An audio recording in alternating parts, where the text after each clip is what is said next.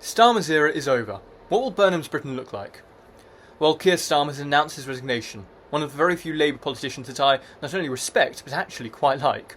Granted, he's passed some policies and holds some views that I passionately disagree with, namely the House of Lords reforms, the winter fuel allowance cuts, the lifting of the two-child benefit cap, and the family farm tax. However, let's not forget that in many regards he's been an incredibly successful Prime Minister with, at the moment, illegal immigration numbers matching those of 2023, NHS waiting lists at a similar level as were in Boris Johnson's premiership, and a consistently firm stance on the US and Donald Trump. Quote, "You can mock me all you want, but I'm not sending British kids to die in your war," end quote, Starmer told journalists when Donald Trump was pressuring him to have Britain join the now unsuccessful war in Iran.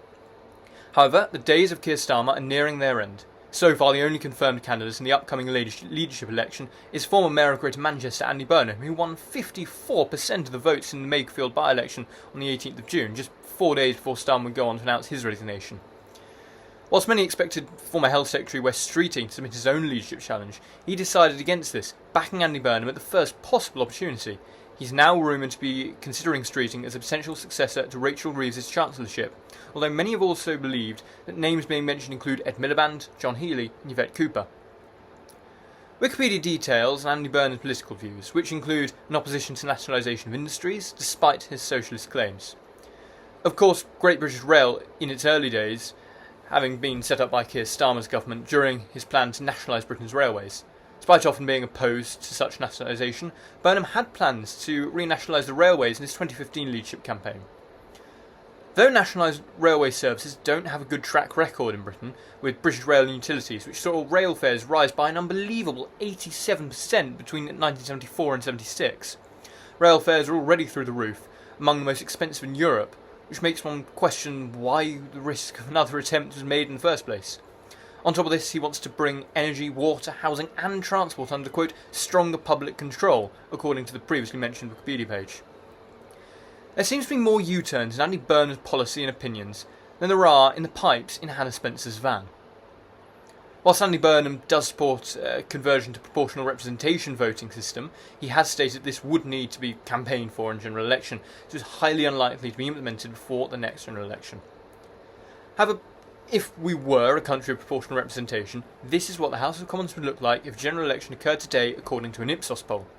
Reform UK, 176 seats, Labour, 130, Conservative, 124, Green, 91, Lib Dems, 78, and 51 others. Andy Burnham has also announced what he describes as Number 10 North, or what I describe as a gimmick.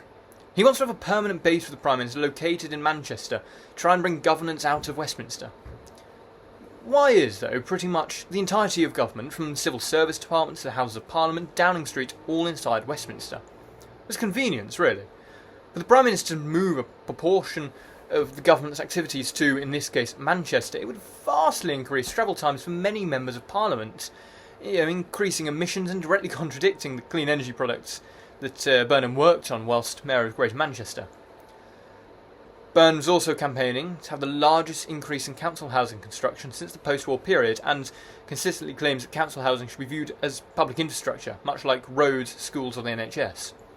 Whilst I can see where he's coming from, we must not forget that fundamentally governments should be using council housing as a stepping stone for people to return to the private housing sector, whether via privately renting or buying. And many argue that the shortage in council housing is a direct result of Margaret Thatcher's right to buy scheme, where tenants of council houses for at least 3 years were entitled to buy the properties at a heavily discounted rate. And in fairness, they're right. The current council house shortage is a result of the introduction of this scheme, though many also caveat that with the need for the then Prime Minister to give back to the working people after her reforms when she took office in 1979 as the first Conservative Prime Minister in 9 years. Though it's certain we can expect much change from Andy Burnham when he wins the Labour leadership vote, likely in favour of the working class, with businesses and high earners taking a noticeable hit. However, we saw little change in the lives of the working people under Keir Starmer. So will the same be true of Andy Burnham?